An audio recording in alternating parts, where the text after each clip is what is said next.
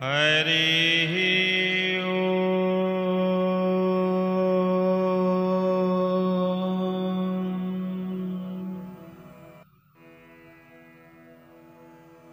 ॐ नमो भगवते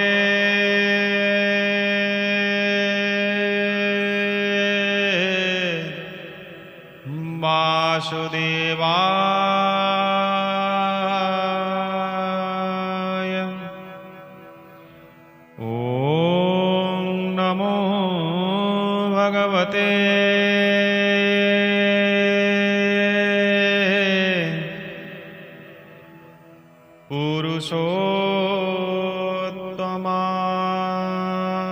पुरुषोत्तमाय।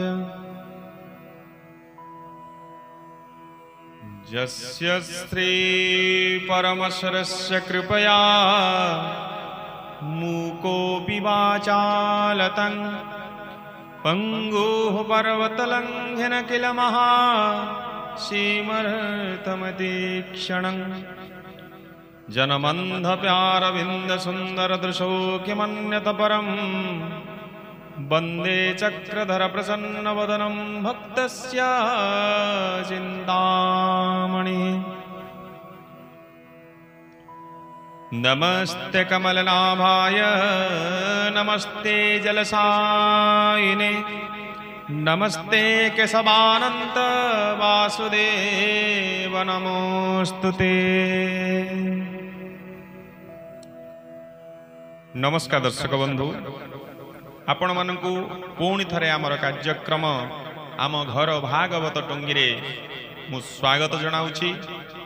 आम्भे धारावाहिक भावे श्रीमद् भागवत पाठ करुअछु। आम्भर आशा यही परम शास्त्र परम ज्ञान भागवत नित्य आपण श्रवण करुछंती। तेबे आजी आमे श्रीमद् भागवतर तृतीय स्कंधर सप्तदश अध्याय अर्थात 17 अध्याय आम्भे पाठ करिबु। मैत्रेय उवाच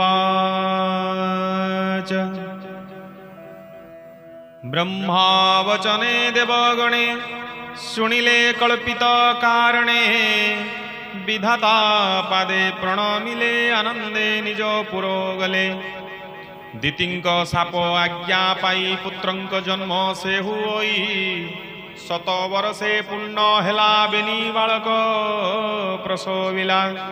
सेविनी पुत्र जन्म काले निगम द्वंद्वंतराले घर उत्पात भयंकर देखि कंपिले सुर नर। चर चर अंगे मही कंपिला महाभय पाई कहिबा प्राय अष्ट दिगे दिशंती अनल संजगे। भूमि उल्लोक वज्र संगे समुद्र कंपिला तरंगे। एकिस बहई पवन उच्च करई घर स्वना। घर प्रचंडे वात बळे वृक्ष उड़िले अंतराले। ध्वनि पुरिला 10 दिश निबिड़ अंधार आकाश। गगने जेते ज्योति थिले घर तिमिरे प्रकाशिले। गगने नद दिशई पथ तेज आकाश गला ग्रस्त। नदींक जल सुखी गला नदी तापंक प्रकाशिला। आकाशे चंद्र दिवाकर मंडल दिशे अंधकार।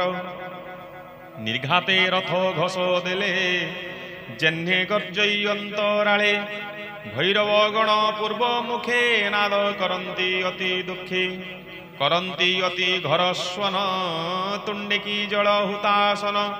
श्रुगाल स्वान आदि खरे नाद करंती अति घरे। गंधर्वे सूर्य मुख मिली कांदंती ऊर्ध मुख तली।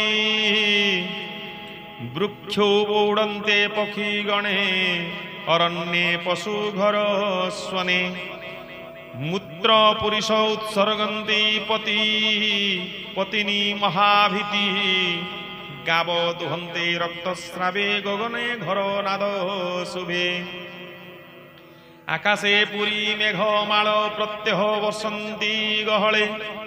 भृंगे रावंती शक्ति जुते वृक्षे पड़ती विनामते आकाशे गृह गण मिली शून्ये चाहती तारावली ग्रहे करती घर रण प्रखर दिशे अग्नि कण उत्पात दिशे गुरुतरे प्रजाए कंपिले निर्भरे सनक आदि चारि भाई देखती शून्य मार्गे रही विश्व संसार महात्रासे सृष्टि प्रलय प्राय दिशे एमंते काश्यप भुवने पुत्रे बढ़ंती दिने दिने स्वभावे काश्यप शरीर दिशई महाभयंकर पर्वत प्राय दिने दिने बढ़िले काश्यप भुवने शिरे किरीट हेममये उच्च भुवने किबा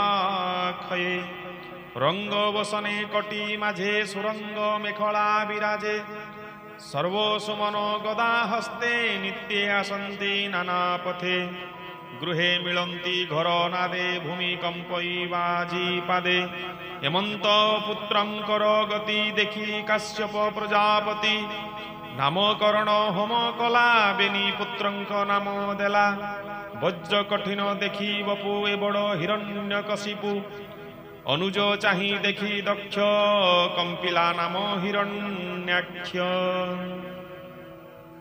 दिनकु दिन महाबपु बढ़िला हिरण्यकशिपु तपे ब्रह्मंकु सेवा कला स्वभावे तेज नरगला गदा बुलाई महारसे बेगे धाइला से हरसे चालंते ऋणु झुणु बाजे कुसुम माला गळे साजे कंधे स्कंधे पकाई गदावर किओबा देवा पटांतर तारो गमन मनोपम देखी पलांती रिपुजम निर्भय बोलंती जगते देव दानव भूमि गते देवता रिपुपुरी देखी भाजिले त्रिदश उपेक्षी आकाश मार्गे देव माने छाड़ी पशिले घर बने बने लुचिले तार दर्पे गरुड़ भये जह्ने सर्पे स्वर्गे बसिला बेग बेगे जाई देखई स्वर्गे लोक नाही देवता इंद्र राजा तुले स्वर्ग संपद छाड़ी गले दक्षिण इंद्रर संपद अनेक कला घर नाद मुहूर्ते स्वर्गपुरे रही पुणी मिलिला मंचे जाई पशुर विचारई मने पशिबी वरुण भुवने मोहर प्राय पद बळे केवा अछंती पाताळे हेमंत मने विचारिला जलधि मध्यरे पशिला स्वभावे विश्वरूप काये हस्तरी प्राय गाहे जले पसंते महावीर कंपिला वरुणर पुर भाविला जल जंतु माने केवा मिलिला तार रणे हेमंत कही पलाइले गभीर जले से पशिले हेमंत वरुण भुवने बहु बरस कप मने भ्रमई करे गदा धरी के तार समर भारी रात्रे गमन एक दिने मिलिला वरुण भुवने बुलई करे गदा धरी घर सबदे महाबली मुए तर भुवन रे कही रहिली बहु संवत्सरे तुमते गदा युद्ध देबु न देले भुवने नथिबु हेमंत सुनिता वचन जलाधिपति महाछन्न निरक्षजन प्राय हई कहई सिरे कर देई भवीर रही दिना केते सुनी दानव कपचिते तु युद्ध कर मोर तुले नहिले नथा भुवन रे तु लोकपाल शिरोमणि तोहर महिमा मुजाणी मिलिली तोहर सम्मुखे समर कर आत्मा रक्षे धर्मधातांक मध्ये मेरु वीर मानंक दर्प चुरु मोहर दर्प एबे हर सुखे राजसी जाग कर हेमंत तार वाक्य शुणी कप कहई साधु बाणी तु वीर कहु मोर हिते मु तते बुझाई केमंते तु महावीरंकर वीर मोबले कपतु न कर जेतर युद्धे युद्ध करी मिलिब तते दया करी तते मारिब शेष मरे तु शुणी संग्राम भूमि रे এর উপর রহিবু জগতে তহর প্রায় দুষ্ট চিতে কহই বিপ্র জগন্নাথ তৃতীয় স্কন্ধে ভাগবত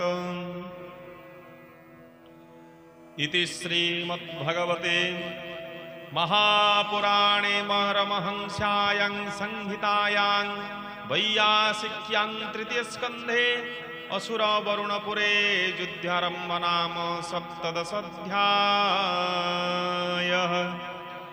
भीमस्यापि रणे भङ्गमुनिरविमतिभ्रम यदि शुद्धम् अशुद्धं नाम दशन विद्यते यदक्षरं पदभ्रष्टं मात्राहीनं जदद्भवेत् तत्सर्वं क्षम्यतां देव जगदीश्वर माधव हरिः ओम्।